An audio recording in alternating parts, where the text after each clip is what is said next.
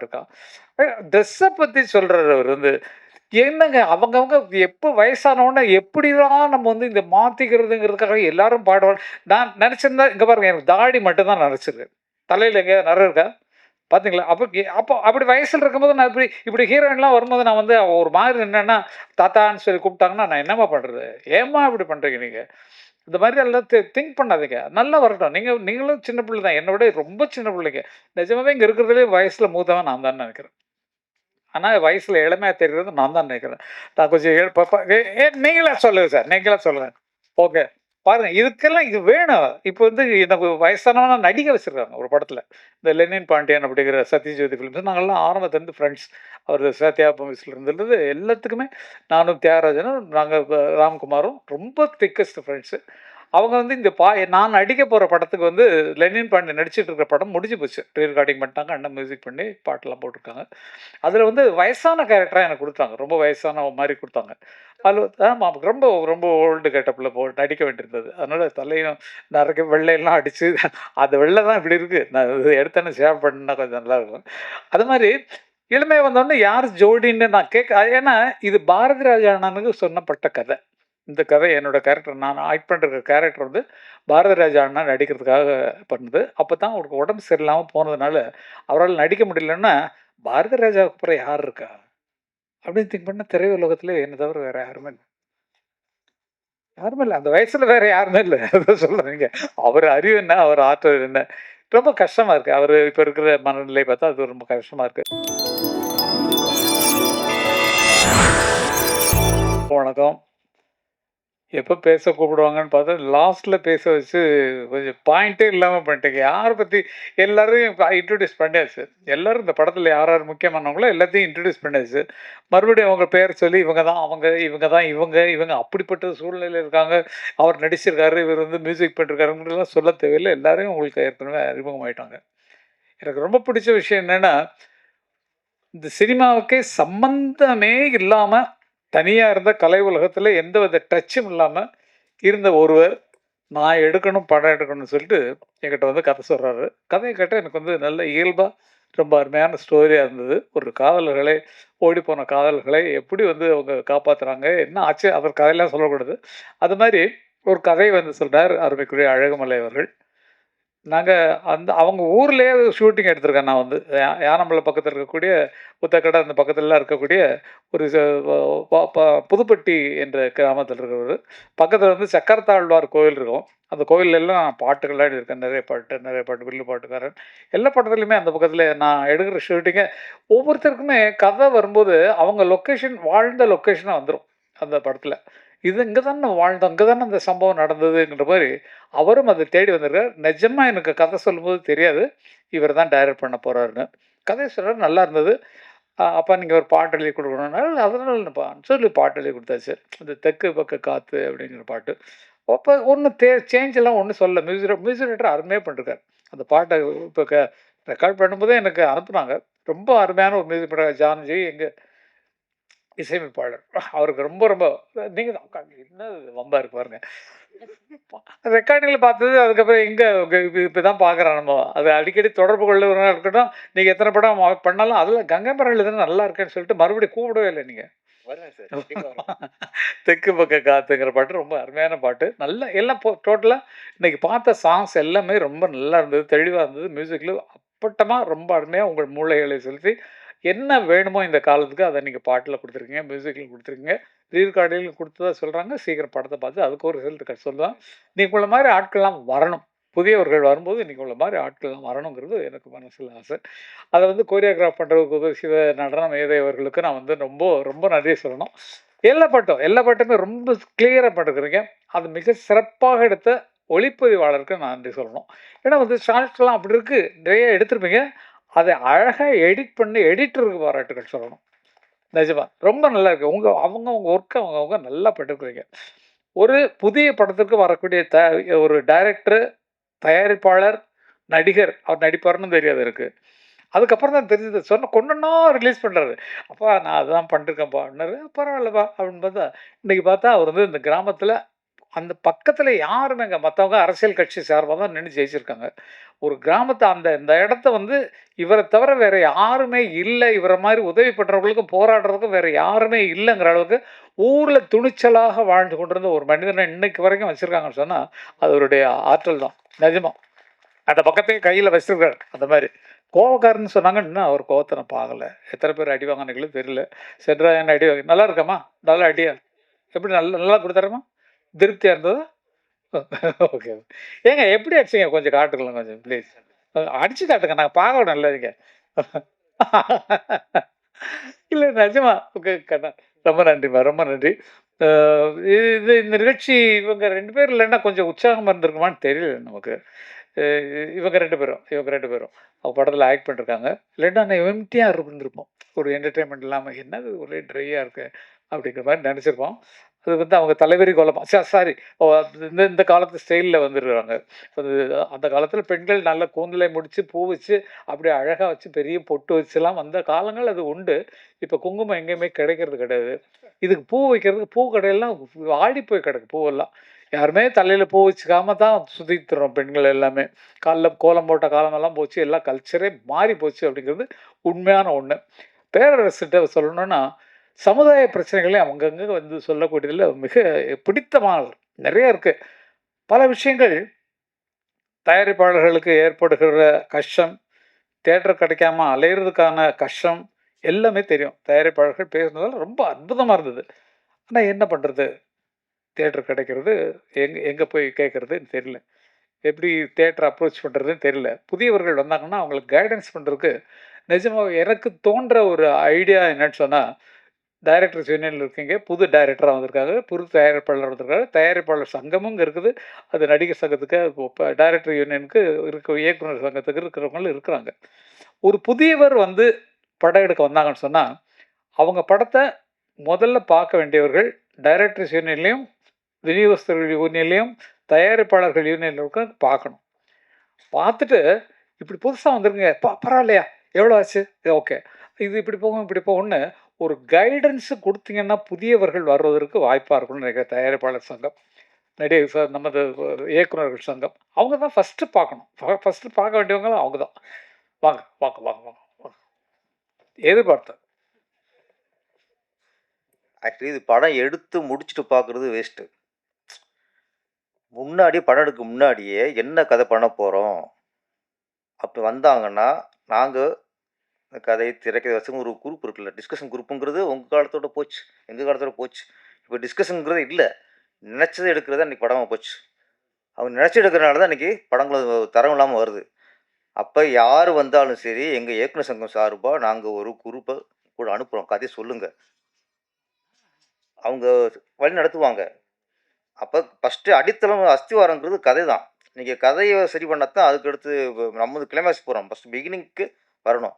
அதனால் எங்கள் இயக்குனர் சங்கம் யார் புதுமுக இயக்குனர் வந்தாலும் உங்களுக்கு கதையை சரிப்படுத்துவதற்கு வந்தாங்கன்னா நாங்கள் ரெடியாக இருக்கோம். ஓகே, இயக்குனர் தயாரிப்பு சங்கம் இன்றைக்கி வழிநடத்த ரெடியாக இருக்காங்க. ஆரோக்கியமான சினிமா தீ மலரும். அது கொஞ்சம் சிக்கல் கண்ணா. ஏன்னா வந்து உங்கள் டைரக்டர் சீனில் வந்து சொன்னோம்னா புதுசாக படம் எடுக்கிறவங்க அந்த சீனை தூக்கி வச்சுட்டாங்கன்னா நாங்கள்லாம் ஒன்றும் பண்ண முடியாது. ஐயோ அந்த சீன் நல்லா இருக்கேன், அடுத்து நமக்கு வருது, அந்த கேரக்டர் அப்படியே இங்கே வச்சுக்கலாமே அப்படின்னு சொன்னால் பண்ண மாட்டாங்க. சும்மா நான் வேடிக்கைக்காக சொல்கிறேன். எல்லாரும் சுய சிந்தனையில் உள்ளவங்க. ஆனால் ஆமாம்மா, நான் தான் சாட்சி. ஏன்னா நல்லா இருந்துச்சுன்னா அந்த படம் லேட்டாக எடுப்பாங்க ஒரு காலையில், அந்த சீன் நல்லா இருந்ததில்ல, அதை தூக்கி அந்த இதை நம்ம மாற்றி பண்ணிவிடுவோம். அவங்க கிராமத்தில் எடுத்தாங்களும் 2 பேர் ஓடினாங்கன்னு நம்ம டவுனில் வச்சுக்கோம் அப்படிங்கிற மாதிரி மாறிடலாம். அதனால் அது சரியாக இருக்குமான்னு கொஞ்சம் யோசிங்க. வேற ஒன்றும் சொல்கிறதுக்கு இல்லை சார், அவ்வளோதான். நிஜமாக சொல்கிறேன், இந்த படத்தை ஃபஸ்ட்டு வந்து அழகுமலை அருமைக்குரிய மூத்த பிள்ளை அவங்க வந்து எடுத்துருக்க இந்த புதிய படத்தை நல்லா எடுத்துக்க. டேக்கிங் சைட்லாம் ரொம்ப நல்லா இருக்குது. ஏன்னா எத்தனை பேர் உதவி செஞ்சதில் அது ரொம்ப குளுமையாக அழகாக வந்திருக்குது. புதுமுகங்கள் நடித்திருக்கிறார்கள்ங்கிறத மட்டும்தான் வச்சுருக்காங்களே தவிர மற்றபடி நம்ம எதிர்பார்ப்பு எல்லாமே அந்த படத்தில் இருக்கும். ஏன்னா கதையை கட்டுக்க கதை நல்லா இருக்குது. ஆகவே இந்த மாதிரி வரக்கூடிய புதிய தயாரிப்பாளர்களுக்கு உதவியாக தயாரிப்பாளர் சங்கம் மூலமாகவே இதை விலைக்கு வாங்கக்கூடிய அளவுக்கு ஆட்கள்லாம் இருக்கிறீங்க. நிஜமா. நீங்கலாம் சேர்ந்தீங்கன்னா, இந்த மாரி படங்கள குறைஞ்ச விலை தான். சிக்கனமா தான் எடுத்துருக்காங்க. இதை எடுத்து வியாபாரம் பண்ணி, அதில வர்ற லாபத்த நம்ம தயாரிப்பாளர் சங்கத்துக்கு போட்டு, புதிய இயக்குனர்கள் உருவாக்கலாம். அது அவங்களும் சரி, இவங்களும் சரி எல்லாம் சேர்ந்து. ஏன்னா இது ஒரு ஐடியாவா தான் சொல்லணும். ஏதாவது ஒண்ணு கோர்த்து விடணும் இல்லையா நம்ம? இல்ல ஐடியா வேற ஒண்ணும் தோணல சார். அதாவது புதுசா படம் எடுக்கிறவங்க தவிக்கிற தவிப்பு பார்த்தா, ரொம்ப கஷ்டமா இருக்கு. டிவிக்கு விக்கிறதுக்கு பாடுபடுறாங்க, ஓடிடிக்கு போறதுக்கு கஷ்டப்படுறாங்க. எல்லாமே இருக்கு. அப்புக்குட்டியில நடிச்ச படம் போய் நேஷனல் அவார்ட் வாங்கி அவர் வந்து பெரிய ஆர்டிஸ்ட். சும்மா சாதாரணமா உட்காந்துருக்காரு அவரு. நேஷனல் அவார்டு போய் வாங்கியிருக்காரு.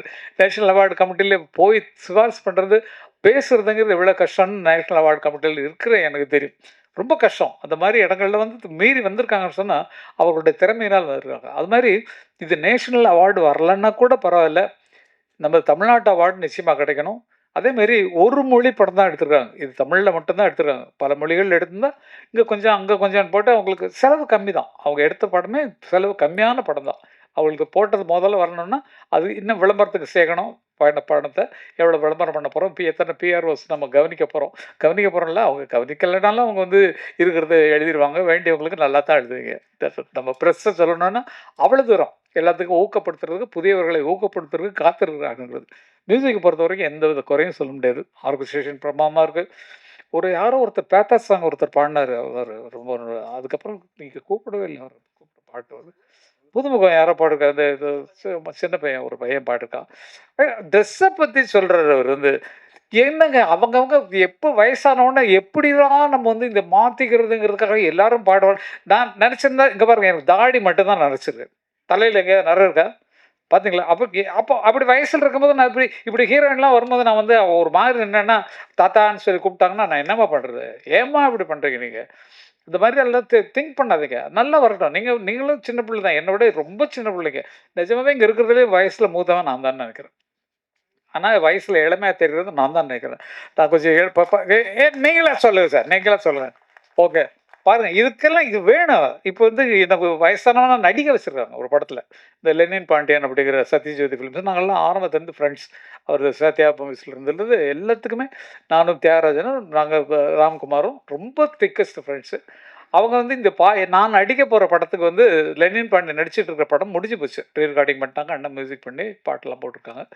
அதில வந்து வயசான கேரக்டரா எனக்கு குடுத்தாங்க. ரொம்ப வயசான மாரி குடுத்தாங்க. அதில ஆமா ரொம்ப ரொம்ப ஓல்டு கெட்டப்ல நடிக்க வேண்டியிருந்தது. அதனால தலையும் நெறைய வெள்ளையெல்லாம் அடிச்சு அந்த வெள்ளை தான் இப்படி இருக்கு. நான் இது எடுத்தோனே ஷேவ் பண்ணா கொஞ்சம் நல்லாயிருக்கும். அது மாரி இளமை வந்தோனே யார் ஜோடின்னு நான் ஏன்னா இது பாரதி ராஜா அண்ணனுக்கு சொன்னப்பட்ட கதை. இந்த கதை என்னோட கேரக்டர் நான் ஆக்ட் பண்ற கேரக்டர் வந்து பாரதி ராஜா அண்ணா நடிக்கிறதுக்காக பண்ணது. அப்பதான் அவருக்கு உடம்பு சரியில்லாம போனதுனால, அவரால நடிக்க முடியலன்னா, பாரதி ராஜாவுக்கு அப்புறம் யார் இருக்கா? அப்படின்னு திங்க் பண்ணா திரையுலகத்திலே என்ன தவிர வேற யாருமே இல்ல. யாருமே இல்ல. அந்த வயசுல வேற யாருமே இல்ல. அதான் சொல்றேங்க. அவர் அறிவு என்ன? அவர் ஆற்றல் என்ன? ரொம்ப கஷ்டமா இருக்கு. அவரு இப்ப இருக்கிற மனநிலை பார்த்தா அது ரொம்ப கஷ்டமா இருக்கு. என்ன பண்றது? அது யாராலயும் தடுக்க முடியாது. என்ன நடக்குதோ, அது நடக்கிறத ஏற்றுக்கொண்டு தான் ஆக வேண்டும் அப்படிங்கிறது. ஆறுதல் சொல்லி மாளாது. அந்த மாரி சாதனை பண்ணியவர்கள். என்ன அறிமுகப்படுத்தினோ பெரிய இப்போ அடுத்து வர 77வது வருஷம் தான் வந்து 67ல வந்து படம் வந்தது. 77ல படம் வந்தது 16 வயதில. அதில வந்து நான் வந்து அது 50வது வருஷம். அண்ணன் 76ல அன்னக்கிள்ளியில வந்தாரு. அன்னக்கிள்ளியில தான் அண்ணனுக்கு இன்னைக்கு 50வது வருஷம் ஓடிக்கு மே 10ஆம் தேதி அது அந்த படத்தினுடைய 50வது ஆண்டு விழா வருது. 77ல தான் நானும் பாக்யராஜும் அறிமுகமானோம். திரைப்பட உலகுக்கு அவர் அசிஸ்டன்ட் டைரக்டரா தான் அறிமுகமானார். நான் பாடலாசிரியரா அறிமுகமானேன். ஆனா 50வது விழா பாக்யராஜ் கொண்டாடிட்டார். இது என்ன கணக்குன்னு தெரியல. இது ஒண்ணும் தப்பில்ல. ஓகே. அது தெரிஞ்சுக்கிட்டோம் இல்லையா? ஏதோ நல்ல சந்தர்ப்பத்துல அவர் வந்து யூஸ் பண்ணிட்டாரு. அதனால ஆனா 50 வந்து வயசு ஆவல. அந்த படத்துக்கு வந்து. நாங்க அடுத்த வருஷம் தான் 77 கொண்டாட போறோம்.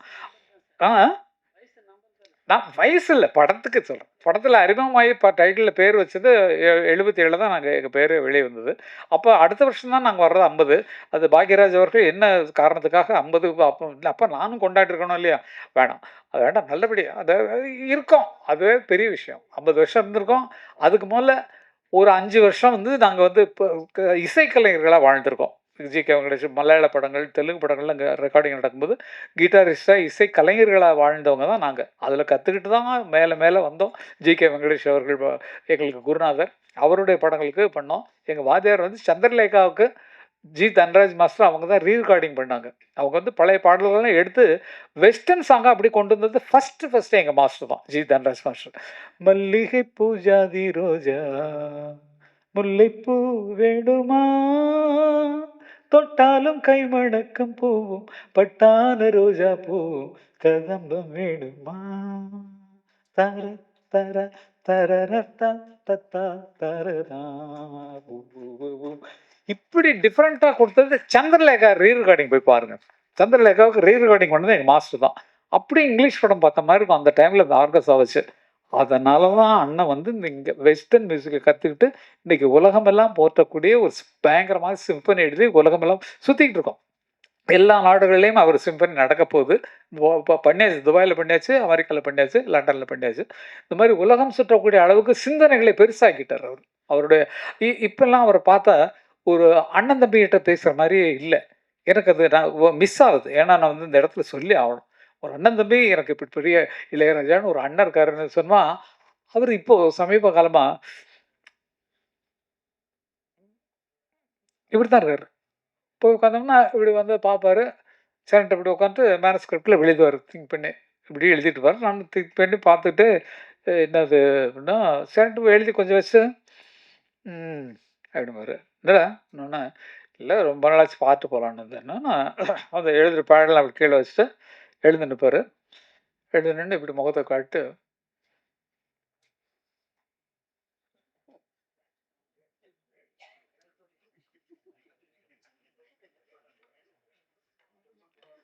ஆ அப்படின்பாரு. அப்போ பார்த்துட்டு இல்லை போடான்னு சொல்றியா நீ அப்படின்னு. பார்க்க வந்தேன்னு சொன்னா சுத்தி காட்டி பார்த்துட்டு இல்லை அப்படிங்கிற மாதிரி. இது இது வந்து சந்தோஷமா இருந்தது. அண்ணன் வந்து நமக்குள்ள ரெஸ்பாண்ட் பண்றாரு அப்படிங்கிறது. சில நேரங்கள்ல அவர் பேசலைன்னா ரொம்ப மனசு கஷ்டமா இருக்கும். அவரு அந்த மாதிரி மாறிட்டாரு. சதா சர்வகாலம் நாங்கள்லாம் ஆரம்பத்தில் 120 படம் வரைக்கும் அண்ணனோட அசிஸ்டன்ட் உட்காந்து ஒரு பாடல்கள் நானும் ஞாபகப்படுத்தி 2 பேரும் தான் பாடிட்டு இருப்போம். நான் தான் கிட்டாரிஸ்ட்டு, அவர் வந்து பியானோவில் வாசிப்பார். வீட்டில் உட்காந்து சாங் கம்போஸ் பண்ணுறது நாங்கள் 2 பேர் தான் உட்காந்து பண்ணுவோம். ஏன்னா இப்படி வச்சுக்கலாம் வேண்டாம் அப்படி தரத்தாரே தரத்தீரதானா அது பாட்டாக வந்துடும் உங்களுக்கு. அது மாதிரி 2 பேரும் உழைச்சு எங்கள் அண்ணன் இந்த பாவல பிரதர்ஸுங்கிற பேரில் வந்து நாங்கள் கஷ்டப்பட்டு வரணும்னு சொல்லி தான் மனசில் வந்தோம். அதே மாதிரி வளர்ந்தோம். ஆனால் அவர் வந்து எதுலேயுமே மியூசிக்கை தவிர வேறு எதுலேயுமே பற்று இல்லை. சாப்பாடு சரியாக சாப்பிட மாட்டார். காலைல டிஃபன் அவர் கூட சாப்பிட்டார் 2 இட்லி அவ்வளோதான். மத்தியானம் அவர் கூட வீட்டுக்கு சாப்பிட போனால் சப்புன்றுங்க. என்னடா இது உரப்பும் இல்லை உப்பும் இல்லை என்னென்ன எப்படி என்னென்ன இப்படி என்ன என்ன என்ன பாரு இல்லை இவ்வளோ கம்மியாக உப்பு சாப்பிட்றது ஒன்றும் இது டேஸ்ட் இல்லை. என்ன வேணுமோ போடு இந்த பெப்பர் சால்ட் போடுக அந்த உப்பு எடுத்து கொட்டிக்க அவ்வளோதான். எது பிடிச்ச அதே சாதம் தானடா அது அப்படிம்பாரு. அவர் தனிமையை யோசித்து நம்ம கேட்டோம்னா அதை கூட அவர் சாதாரணமாக எடுத்துக்கிறார் அளவுக்கு வளர்ந்துருக்காருன்னா அது சதா சர்வகாலமும் இசையை தவிர வேறு ஒன்றுமே. என் நினைவும் கனவும் இசையே இசை இருந்தால் மரணமேது அவர் எழுதின பாட்டு தான். அந்த பாட்டு மாதிரியே வாழ்ந்துட்டு இருக்காருன்னு நினைக்கும் போது எவ்வளவு பெருமைக்குரிய பிறவி எங்களுக்கு கிடைச்சிருக்கு. எனக்கு கிடைச்சிருக்கு. எனக்கு தான். ஏன்னா எனக்கு அண்ணன் இல்லைன்னா அந்த அறிவு அவருக்கு வந்திருக்குமா? அப்படியா? ஆமா சார். யாரும் கூப்பிடல சார். படம் ஹிட்டு அப்போ ப்ரொடியூசர்கிட்ட சொல்லுங்க சார் கங்கைபுரம் போடுங்க. எதுக்கு அவர் வந்து இவரை போட்டாரு? நான் அவ்வளோ பக்கத்தில் அவங்க அப்பா மாதிரி பக்கத்தில் இருக்க என்னை வந்து மியூசிக் போடல அவர், இவரே போடல. இல்லை இல்லைப்பா அதுக்கல்ல நிஜமாவே யாரா இருக்குன்னு ஒரு குறிப்பிட்ட காலம் இருக்கு. இப்போ அண்ணன் பண்ணுற படமெல்லாம் ரஜினி படம் பண்ணுறாரா, இப்போ கமல் படம் பண்ணுறாரா, என்ன படம் பண்ணுறாரு? இல்லை, அவருக்கு கிடைச்சது யார் அவர் விரும்பி போகிறாங்களோ அதை பண்ணுவார். அது ஆர்டிஸ்ட் கேட்குறதில்ல. கதை கதை கதை சொல்லுவாங்க. ஐயா நீங்கள் பண்ணி கொடுத்தா நல்லாயிருக்கும் இப்படி தானே பேசுகிறாங்க. போய் அவர்கிட்ட வேலை கேட்குறதே பயம். கேட்டோன்னா சரி கதை சொல்லுங்க சரி வாங்க பண்ணிக்கலாம் அப்படின்னு சொல்லிட்டு பாட்டு போட்டாருன்னா பாட்டு ஃபிக்ஸ்டு. வழி நெடுக காட்டு மல்லி வாசம் இப்போ மாறலி தாரா திரரர தாரர எவ்வளவு மயக்குது பாருங்க. அந்த மாதிரி இப்பவும் மயக்கக்கூடிய இசை அவர் கைவசம் இருக்கு. ஆனால் அவரை போய் அப்ரோச் பண்றதுக்கு தள்ளி நிற்கிறார். வேற ஒண்ணு கிடையாது. எல்லாருக்கும் ஆசை இருக்கு, அவரோட படம் பண்ணணும்னு ஆசை இருக்கு. போனா என்ன ஆகுமோ அப்படிங்கிற பயம் இருக்கு. ஆனால்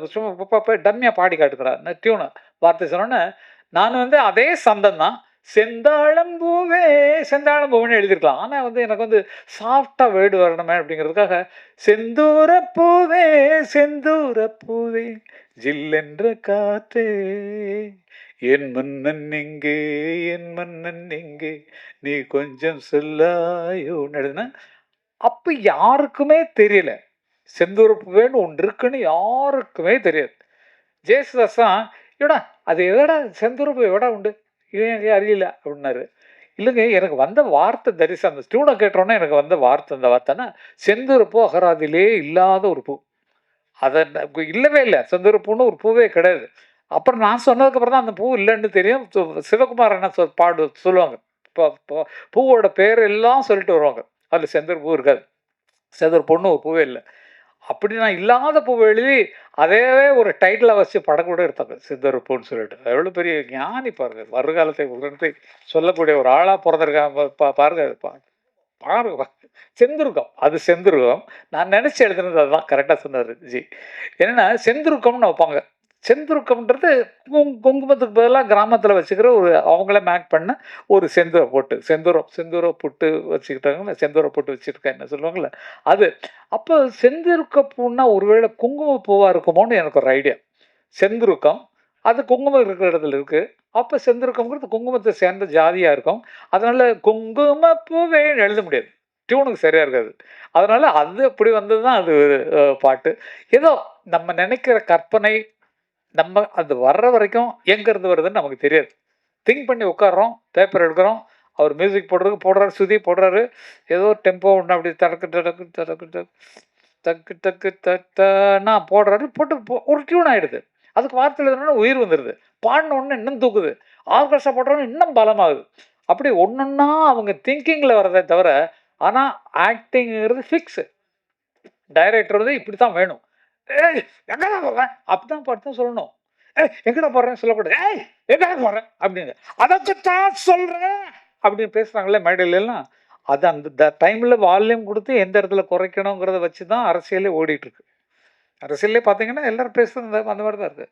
அப்படிப்பட்ட சொன்னா அதுக்காகத்தான் சொல்கிறேன் நினச்சி பாருன்னு சொல்லி பேசுகிறதுலாம் இந்த மாடுலேஷன்லாம் சினிமா இருந்து கிடைச்சது தான் அரசியல்வாதிகளுக்கு. அரசியல்வாதிகளுக்கு இல்லைன்னா பாவம் வராது. பல பேர் நீங்களே யாரை பற்றி சொல்கிறேன்னு சொல்ல வேண்டாம். இது வந்து ஏன்னா எல்லாரும் அப்படி தான் இருக்கணும். நாங்கள் என்ன செய்யலை நாட்டுக்கு எங்களை மாதிரி அப்படிங்கிற மாதிரிலாம் வரதான் செய்யும். அப்போ சினிமா கலைன்னு நடிப்புங்கிறது எல்லா இடத்துலையும் பரவிடுச்சு. அரசியல்லையும் சரி, எல்லா வீட்லேயும் சரி, எல்லா இடங்கள்லையும் இந்த சினிமா பாணியில் வரக்கூடிய டைலாக்ஸு, பாவங்கள் எல்லாமே பழகி போச்சு. அதை சரியாக எடுத்து கொடுத்தது தம்பி அழகுமலை அவருடைய பிள்ளைக்கு தான் அந்த சொல்லணும். ஏன்னா கிராமத்தில் இருக்க அந்த கதையை கொண்டு வந்தார். கதையை கேட்கும்போது நல்லா இருந்தது. அவர் இன்னும் பார்த்தா நடிச்சிருக்கிறாரு, அதையும் பார்த்தேன். ஆனால் கொஞ்சம் மேக்கப் குறைச்சிருக்கலாம் நீங்கள், கொஞ்சம் மேக்கப் குறைச்சிருக்கலாம். ஏன்னா இயல்பாக இப்போ நான் நடித்த படத்தில் வந்து எனக்கு சுத்தமாக மேக்கப் இல்லை. நான் பிளாக்காக இருக்கிறதுக்கு அந்த வெயிலில் அலைஞ்சு ஃபேஸ் இன்னும் கருப்பாக போச்சு. நான் வந்து இந்த ரோஜாட சொன்னேன், ஏமா கொஞ்சம் மேக்கப் எனக்கு மேட்ச் ஆகாமா, ஏன் நீங்கள் வந்து அழகாக இருக்கிற பொண்ணு தானே, உங்கள் கதைப்படியே வந்து அழகாக இருக்கிற பொண்ணை பார்த்து தானே சந்தையில் இருக்கிற பொண்ணு நீங்கள் வந்து கல்யாணம் பண்ணுறீங்க, நான் கொஞ்சம் அப்படி இப்படி இருந்தாலும் உனக்கு தப்பு கிடையாது, சும்மா இருக்கேன் அப்படின்னு. சும்மா இருக்கிற நேரத்தில் ரோஜாவோட அரட்டை அடிக்கிறதுக்கு சூப்பராக இருக்கும். பழசெல்லாம் ஞாபகம் வருது. அந்த நாள் ஞாபகம் நெச்சிலே வந்து சும்மா இருக்கேன் அப்படின்னும். ஏம்மா இப்போ தாம்மா உன்னை பார்க்க முடியுது, பேச முடியுதுன்னு சொல்லிட்டு கிண்டல் பண்ணி அந்த ஷூட்டிங்கவே ஜாலியாகிறது வேலையாக இருக்கும். பொழுது போகிறதே தெரியாது. அவங்க டைரக்டர் பாவம், அவங்க அடுத்த ஷாட்டுக்கு திங்க் பண்ணிருப்பாங்க. ஆர்டிஸ்ட் அப்படி தான் இருப்பாங்க. இப்படி நீங்கள் இருந்துமே இருக்கான். நீங்க எப்படி இருந்தீங்களோ, அது மாரி தான் அவங்க இருப்பாங்க. நீங்க ஷார்ட் அப் முடிச்சோனே உங்களுக்கு வேலை முடிஞ்சிரும். நீங்க ஜாலியா மத்தவங்களோட பேசிட்டு இருப்பீங்க. ஆனா, அவங்களுக்கு அடுத்த ஷாட் மேல ஞாபகம் இருக்கும். அடுத்த டயலாக் மேல ஞாபகம் இருக்கும். அடுத்த கதைக்கு லிங்க் எப்படி கொண்டு போறது, இந்த சீன்லேருந்து கட் பண்ணி எந்த சீனுக்கு போறோங்கிற ஐடியாவிலேயே அவங்க ஃபுல் பிக்சர எடுத்துட்டு இருப்பாங்க. ஆக, தொழில்முறையாக எடுத்துக்கொண்டு டைரக்டராக புதிதாக மலர்ந்திருக்கக்கூடிய அழகுமலை அவர்களுக்கு, அந்த பக்கத்துல நாங்க எடுக்காத இடமே இல்ல. அழகர் மலை. இது அழகுமலை, அது அழகர் மலை. அழகர் மலையில நாங்க கால் படாத இடமே கிடையாது. ப ப நெறைய சீன்ஸ் அங்கேயே எடுத்திருக்கோம். இந்த மான், சொந்த மான்ல வந்து அந்த படியில இறங்கி வருவாங்களே, அதெல்லாம் அழகர் மலையில இருந்தது மேல இடங்கள். அதத்தான் சொல்ல வந்தேனே. ஒவ்வொருத்தர் வாழ்ந்த இடத்துல வர்ற கதை வரும்போது, அவங்க ஊர் தான் ஞாபகம் வரும், அவங்க தெரு தான் ஞாபகம் வரும், அங்க நடந்த சம்பவங்கள் தான் ஞாபகம் வருங்கிறத இந்த படத்தின் மூலமாக நிரூபிச்சிருக்காங்க. என்னுடைய வேண்டுகோள் என்னன்னா, இந்த மாரி புதிய கலைஞர்கள், புதிய தயாரிப்பாளர்கள், புதிய இயக்குனர்கள் ஒன்றாக வரும்போது, அவர்களுக்கு ஆதரவு கொடுப்பதற்காக நமது சங்கங்கள் நிச்சயமாக முன்வர வேண்டும். முதல் ஒரு விண்ணப்பமாக இந்த படத்தை தயாரிப்பாளர்கள் சங்கம் பார்க்கணும். பார்த்துட்டு அவங்களுக்கு தியேட்டர் வாங்கி கொடுங்க. எங்க வாங்கணுங்கிறது உங்களுக்கு தெரியும். ஏன்னா வந்து நீங்க பார்க்கணும். நீங்க பார்த்துட்டு அவங்களுக்கு என்ன ஹெல்ப் பண்ண முடியுங்கிறத பார்க்கணும். அதே மாரி டைரக்டர் சீன்ல முதல்ல கதை கேட்காதீங்க ப்ளீஸ். ஏன்னா வந்து என்ன மாரி ஆட்கள் கேட்டோம்னா, அது வந்து அது தூக்கி அந்த நல்ல சீன்லாம் முன்னாலேயே ரிலீஸ் ஆகிற படத்துல வச்சுருவோம். அதனால அத மட்டும் கொஞ்சம் அப்படி விலக்கி வச்சுட்டு, மற்றபடி முழு படத்தையும் நீங்க பார்த்த தயாரிப்பாளர்கள் ஒரு புதிய ரூலா கூட நீங்க சேர்க்கலாம். அடுத்த மீட்டிங்ல சொல்லி. இந்த மாரி பல பேர் வர்றாங்க, நல்ல திறமைசாலிகள் வெளிய கொண்டு வர முடியல. அதனால நம்ம ஹெல்ப் பண்ணலாம்னு சொல்லிட்டு டிஸ்ட்ரிபியூட்டர் நீங்க பிடிக்கணும். தியேட்டர் யார்கிட்ட போய் கேட்கணுமோ, அது அவங்களுக்கு விடாம, நீங்களே அந்த தியேட்டர்லாம் யார் வச்சுருக்காங்களோ, யார் கான்ட்ராக்ட்ல இருக்கோ, அவங்கள்ட்ட சொல்லி, "ஐயா ப்ளீஸ் எங்களுக்கு ஒரு 10 தியேட்டர் இங்க கொடுங்க ஐயா" அப்படிங்கிற மாரி கேட்டு அவங்களுக்கு வாங்கி கொடுத்தீங்கன்னா, தயாரிப்பாளர்களாக புதிதாக வருபவர்களுக்கும் உதவியாக இருக்கும். புதிய இயக்குனர்களாக வருபவர்களுக்கும் அது உதவிகரமாக இருக்கும். இதில இப்போ ஒரு பெரிய லாபம் நீங்க சம்பாதிக்கலாம் சார். ஏன்னா வந்து இந்த ஹீரோயின்ஸ்லாம் நீங்க இன்ட்ரோடியூஸ் பண்ணிக்க. அடுத்த படத்தில பயங்கரமா சம்பளம் வாங்குவாங்க. புது முகங்கள். அதனால நீங்க வந்து அவங்களுக்கு பேமெண்ட் குடுக்காம நடிக்க வைக்கணும். ஏன்னா, இப்ப நீங்க உங்களுக்கு இது அடையாளம் தானம்மா. இதுக்கப்புறம் வந்து நெக்ஸ்ட் இதுக்கு எவ்வளோ வாங்குன உங்க அம்மா எவ்வளவு அக்கறையா இருந்தாங்க உங்க மேல. நான் பார்த்துட்டேன் சைடுல. நீங்க அங்க பேசிட்டு இருக்கீங்க அப்படின்றாங்க. அப்படி அது இது அம்மாக்கள் வந்து அவங்கள காவல் காத்து அப்படி கொண்டு வர்றாங்க ஜம்முன்னு. நிஜமாவே எனக்கு அது சந்தோஷமா இருந்தது. புள்ள மேல எவ்வளோ அக்கறை அப்படிங்கிறது. அப்படிதான் இருக்கணும். நீங்க நீங்க உங்க வயசுக்கு தகுந்த மாரி தான் இருப்பீங்க. அவங்க ஷூட்டிங் வர வேண்டாம்னு சொல்லுவாங்க. ஏன்னா நீ ஜாலியா ஜாலியா சந்தோஷமா இருக்கலாம். வரணுமா? அம்மா வரணும். அவ்வளவு மோசமா இருக்காங்களா மத்தவங்கலாம்? ஆ? அவ்வளவு நம்பிக்கை இல்லையா? ஓகே, ஓகே, ஓகேப்பா. இல்ல சும்மா ஜாதிக்கு ஏதாவது இவங்களுக்கு விஷயம் வேணுமேன்றதுக்காக நான் சொல்றேன். வேற ஒண்ணும் கிடையாது. அம்மா அவ்வளவு பொறுப்பா இருக்கிறது தான் நல்லது. பார்த்துக்கணும், பொண்ண பார்த்துக்கணும். ஆனா இந்த காலத்துல அப்படி இல்லம்மா. எல்லாம் ஃப்ரெண்ட்ஸா தான் பழகுறாங்க. நம்ம சும்மா தப்பா நெனைக்கிறோம். எல்லாம் ஃப்ரெண்ட்ஸா பழகுறாங்க. இப்ப ஹீரோயினும் சரி, இவங்களும் சரி. நீங்களும் 2 பேரும் ஹீரோயினா? 2 ஹீரோயினா? ஓகே. அப்போ அவங்களுக்கு சௌகரியமா இருக்கக்கூடிய குரூப் தான் பக்கத்துல இருக்கு. அதனால நம்பி விடலாம். இந்த காலத்துல அப்படி இல்ல. எல்லாம் ஃப்ரெண்ட்ஸா தான் பழகுறாங்க அப்படிங்கிறத உணர்ந்துக்கணும். அது மாரி வேற என்ன சொல்றதுக்கு ஒண்ணுமே இல்ல. எல்லாத்தையும் பேசியாச்சு. ஏதாவது அவ்வளோதான். நீங்க இப்ப மியூசிக் பண்றத பத்தி கேட்டீங்க. அது அப்படி போயிருக்கு. பாட்டு எழுதுறத பத்தி என்ன நல்ல பாட்டு கேட்டு தெக்கு பக்க காத்து அப்படிங்கிற மாரி அதுல ஒரு பாட்டு எழுத வச்சார். முன்னால பாட்டு எழுதுனோம்னா, சார் இன்னொரு ஆல்டர்னேட்டிவ் பல்லவி இருந்தா நல்லா இருக்குமேன்னா, நிஜமாவே அண்ணாட்ட எழுதின பாட்டு எல்லாமே ஃபர்ஸ்ட்டே ஒரு பாட்டு போட்டுருவாரு. ஒரு வார்த்தை சொல்லி பாடிடுவாரு. ஒரு உதாரணத்த சொல்லணும்னா, ஆ மாங்குயிலே தானன்னே மாங்குயிலே மட்டும் வந்துரும்.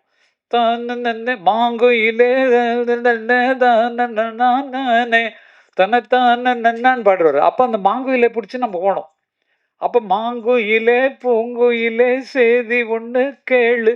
உன்ன மாலையிட தேடி வரும் நாளு எந்த நாளு. அப்ப நம்ம இஷ்டம் தான்.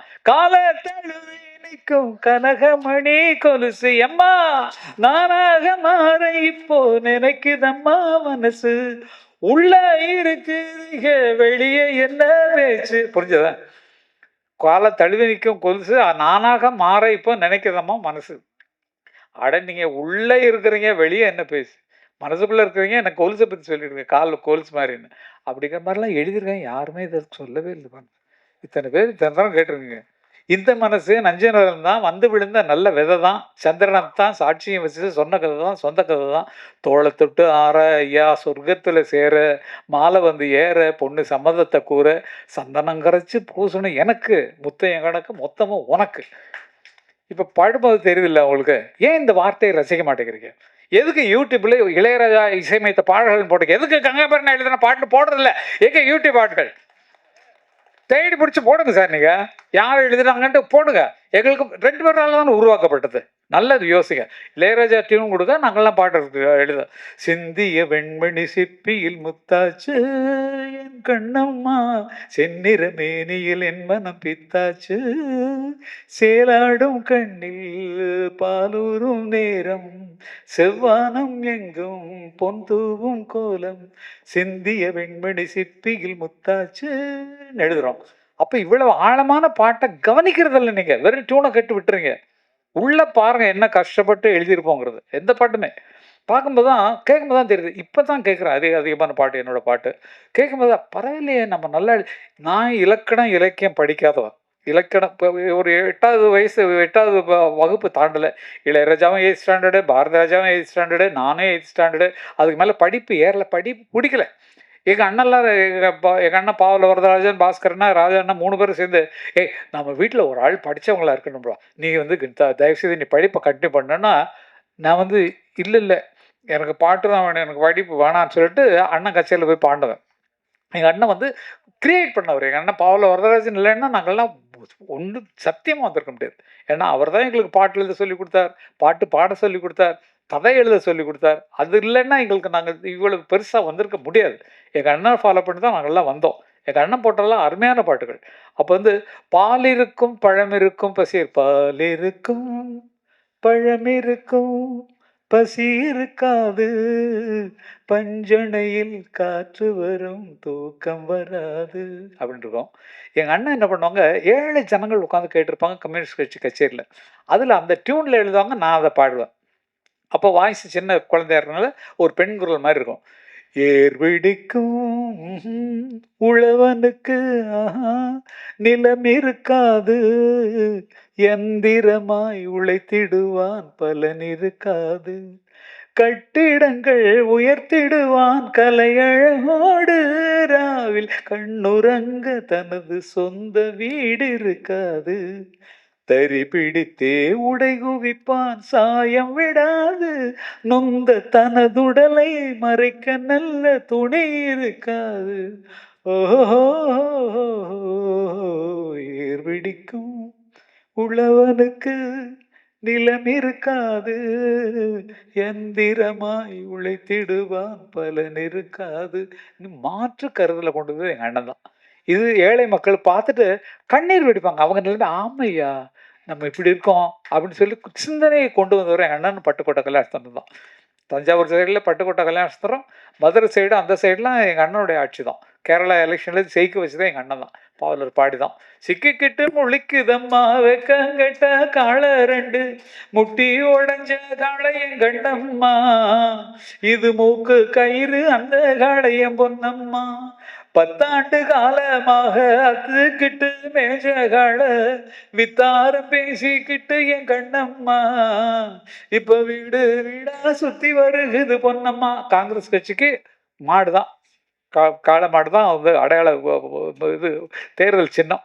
அதனால சிக்கிக்கிட்டு முடிக்குதுமா வெக்கங்கட்ட காளை 2ன்னு எழுதி புரட்சியை ஏற்படுத்தினவர். அழற பாட்டு போட்டாங்கன்னா ஐயோ அந்த மாதிரி அழுது ஜனங்கள் அழுது நாங்கள் பார்த்துருக்கோம். அது மாதிரி எல்லா உணர்வுகளையும் கொண்டு வரக்கூடிய எங்கள் இசை தகப்பன் எங்கள் அண்ணன் மட்டும் பாவலர் இல்லைன்னா எங்களுக்கு இந்த வாழ்க்கை இல்லை. நோ இசை உலகம், நோ பாட்டுலருந்து, நோ பாடுறது. அப்போ எங்களுக்கு குருவா ஒவ்வொருத்தருமே அப்படிதான். உங்கள் பிள்ளைகள்லாம் இப்படி தான் வரப்போகிறாங்கன்னு நினைக்கிறேன். எல்லாருடைய பிள்ளைகளும் நான் அப்பா மாதிரி வரணும் அப்படிங்கிற எண்ணம் அவங்களுக்கு வருது. உங்கள் பிள்ளை சரி, உங்கள் பிள்ளை சரி, எல்லாருமே அப்படி வருவாங்க. உங்களுக்கு குழந்தை வரும்போது அவங்க நடிக்கிறனால நடிக்கிறவங்களாம் கூடாதுன்னு சொல்லக்கூடாது. நீங்கள் நடிகையாக வந்துட்டீங்க, அதனால உங்கள் குழந்தைகளே கலையில் வளங்க. நிஜமாகவே ரொம்ப சந்தோஷமான ஒரு வாழ்த்துக்காக வந்திருப்பது எனக்கு ரொம்ப மிக்க மகிழ்ச்சி. எனது மூத்த பிள்ளையான அருமைக்குரிய அழகுமணி அவர்கள் மிகச் சிறப்பாக அவர் என்ன நம்பி கதை சொன்னார். என்னை நம்பி இந்த இதில் இறங்கினார். ஆனால் எனக்கு தெரியாத பல சர்ப்ரைஸை கொடுத்துருக்காரு. நடிச்சிருக்காரு, கதை எழுதியிருக்காரு, பாட்டு எழுதியிருக்காரு, நடிச்சிருக்காரு, எத்தனையும் பண்ணிருக்காரு, டைரக்டும் பண்ணிருக்காரு. அதனால் அந்த அசோசியேட் டைரக்டருக்கும் என்னுடைய பாராட்டுகள். மிக்க துணையாக இருந்து அவங்க வந்து அந்த படத்துக்கு மிக்க உதவியாக இருந்திருக்கிறார்கள். ஆகவே அவர்களுக்கும் கொஞ்சம் காட்டுங்களேன் உங்கள் முகத்தை எங்கே இருக்கீங்க. எதுக்கு மேடையில் இருக்க வேண்டியவர், எதுக்கு நீங்கள் கீழே இறங்குறீங்க? ஓகே. அதனால் அத்தனை பேருக்கும் அவருக்கு உதவியாக எனக்குன்னா ஆகையினால் உங்களுக்கெல்லாம் பாராட்டு. ஏன்னா வந்து இத்தனை பேர் ஒரு கட்டடம் கட்டுறதுக்கு முதலாளியாக இருந்தால் போகிறோம். மற்ற அக்காவெல்லாம் கூலி ஆட்கள் வச்சு பண்ணிடுவாங்க. ஆனால் அத்தனையிலும் இருந்து அழகுமலை அவர்கள் சாதித்திருக்கிறார் சொல்லும்போது, இன்னும் அருமையான படங்களை எடுக்க வேண்டும். உங்களுக்கு மனசுல எந்த ஆர்டிஸ்ட் இருக்கோ அவையெல்லாம் போட்டு வியாபாரத்துக்காக கொஞ்சம் அப்படியும் கொஞ்சம் நீங்க மாறணும்னு சொல்லி, ஏன்னா புதுமுகங்களுக்கு அதிகமான விலை வர்றது கொஞ்சம் இந்த காலத்துல கொஞ்சம் கஷ்டமா இருக்கு. அவங்க என்ன விலைக்கு கேட்டாலும் குடுத்துருவாங்கப்பா அப்படிங்கிற மாரி வந்துரும். ஆகவே அதெல்லாம் சொல்லி இவங்க பாப்புலர் ஹீரோயின் ஆயிட்டாங்க. இவங்கலாம் சேர்த்துங்க பாவம். நான் சிபாரிசு பண்றேன். ஓகே. அது மாரி புதியவர்கள் வருவதை வரவேற்று, வரவேற்று வாங்க, வாங்க, வாங்க நெறைய பேருக்கு வேலை குடுங்க அப்படின்னு சொல்லி கேட்டுட்டு, இந்த நிகழ்ச்சியில் பங்கு பெற்றது எனக்கு மிக மிக மகிழ்ச்சி. ஏன்னா இந்த மூத்த பிள்ளையான அழகுமலை அவர்கள் நடத்திய எல்லா விஷயங்களுக்கும் என் மனமார்ந்த பாராட்டுகளை தெரிவிக்கிறேன். வெற்றி விழாவில் உங்களை வந்து மதுரையில சந்திச்சு இன்னும் பாராட்டணும்னு எனக்கு ஆசை.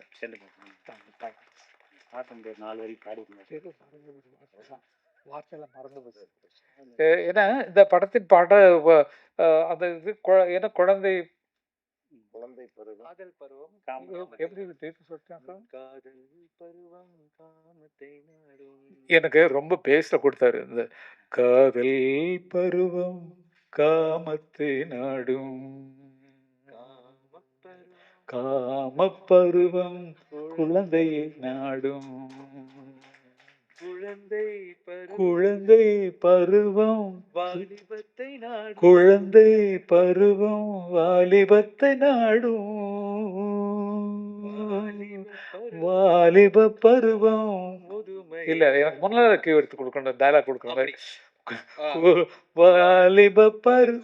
வாலிப பருவம் இல்ல அதை பாடக்கூடாது. எப்படி கீ எடுக்கும் தெரியுங்களா? நான் குழந்தை வாலிப பருவம்ன்ற போது அடுத்த வாரம் நீங்க சொல்லணும். வாலிப பருவம் முதுமையை நாடும். இப்படிதான் அந்த டயலாக் எடுத்து கொடுக்கறது நீங்க பார்த்துருப்பீங்க. அது மாதிரி மிகச்சிறப்பாக இசையமைத்ததற்கும் மிகச்சிறப்பாக பாடல் எழுதி படத்தை இயக்கியதற்கும் எனக்கும் ஒரு சான்ஸ் கொடுத்து பாட்டு எழுதி கொடுக்க தெற்கு பக்கு காத்து இன்னொரு பாட்டு கொடுத்ததற்கும் நான் நன்றியை தெரிவித்துக் கொள்வேன். இந்த மாதிரி புதியவர்கள் வர வேண்டும், சினிமா உலகை வாழ வைக்க வேண்டும் என்று தம்பிகள் சார்பாக அப்புக்குட்டி சார்பாக சென்றாயன். ஐயோ நீங்க இந்த இதில் கூரை பிச்சுட்டு போனீங்களே, கூரையில் ஏறி போய் விழு கரண்ட் வயர்லாம் தொட்டு அது நடிப்பா இல்லை வந்து ரியலாகவே பண்ணிக்கலாம். ஆனால் நடிப்புதுன்னா நாங்கள் கேட்குறோம், எப்போ போய் அப்போ தான் ரேட்டிங் ஏறும் அப்படிங்கிற மாதிரி பண்ணிருக்காங்கன்னு நினைக்கிறேன் நான். அது தெரியல, எனக்கு உண்மையிலே தெரியல. செட்டப்பு உள்ளே இருக்கிறது இந்த மாதிரி இருக்குது எனக்கு தெரியும். இப்படி போனேன்னா உனக்கு பயங்கர பேர் வரியான்னு அதே ஒரு ப்ளஸ் பாயிண்ட் ஆகி போயிடுச்சு. ஆகவே எல்லா கஷ்டமும் பட்டு தான் நம்ம மேலே வரோம். எவ்வளோ கஷ்டப்பட்டிருக்கோம். அந்த கஷ்டத்தில் இந்த கஷ்டமாக வந்து உயர்ந்து நிற்கிறோன்னா இன்னைக்கு செம்ராயன்னு தெரியும், எனக்கு அப்புக்குட்டி தெரியும்னு சொன்னால் அவங்க பட்ட கஷ்டங்கள் தான். நாங்கள் பட்ட கஷ்டங்கள் மாதிரி அத்தனை பேரும் கஷ்டப்பட்டு தான் வந்திருக்கோம். அந்த கஷ்டத்துக்கு மிகுந்த பலனை கொடுக்க வேண்டியது தயாரிப்பாளர்கள் யூனியன், அங்கே இயக்குநர்கள் சங்கம், அவங்க தான் புதியவர்களை காப்பாற்ற வேண்டும் என்று கேட்டுக்கொண்டு எல்லாருக்கும் பாரதி கண்ணன் அவர்களுக்கும் நான் வந்து ரொம்ப நன்றியை சொல்ல கடன்பட்டுருக்கேன். அவர் முதல்ல கரகாட்டக்காரன் வாங்கி வந்தது நம்மளாம் அது கொடுத்து வச்சுருக்கோம். அது வந்து வெற்றி அமைஞ்சதுக்கு எல்லாம் நல்லதே நடக்கும், நல்லவர்களுக்கு நல்லதே வரும். தெம்பாக இருப்போம், திடமாக இருப்போம், உறுதியாக இருப்போம், உணர்ச்சி பூர்வமாக இருப்போம். வாழ்வோம் வாழ்வோம் வாழ்வோம், அனைவரும் வளமுடன். எனக்கு பக்கத்துணையாக வந்த ரவிகாந்த் அவர்களுக்கு நான் நன்றியை சொல்ல கடமைப்பட்டிருக்கேன். அவர் எனக்கு மிக நெருங்கிய ஒரு பிள்ளை. அவர் வந்து எங்கே போனாலும் என்னை விட மாட்டார், தனியாக விட மாட்டார். எனக்கு கொஞ்சம் வயசு இப்போ 47 ஆகுது. அந்த 47 வயசில் நமக்கு கொடுத்தா என்னது என்னாச்சு 47 வயசுலேயே எனக்கு இந்த மாதிரி கொஞ்சம் ஒரு சின்ன ப்ராப்ளத்தினால இந்த எலெக்ஷனில் என்னென்னா அதில் கொஞ்சம் இருக்கிறனால காலில் கொஞ்சம் இப்போ தான் ட்ரீட்மெண்ட்டுக்கெலாம் போயிட்டு வரேன். 47 வயசுலேயே இப்படி இருக்கேன்னு நீங்களாம் ரொம்ப சந்தோஷப்படும். 47 வயசு தான் சும்மா பார்த்துங்க. ஓகே, ரொம்ப நன்றி. வாழ்க அனைவரும் என்று வாழ்த்தி விடைபெறுகிறேன். நன்றி, வணக்கம், தேங்க்யூ. Okay, thank you.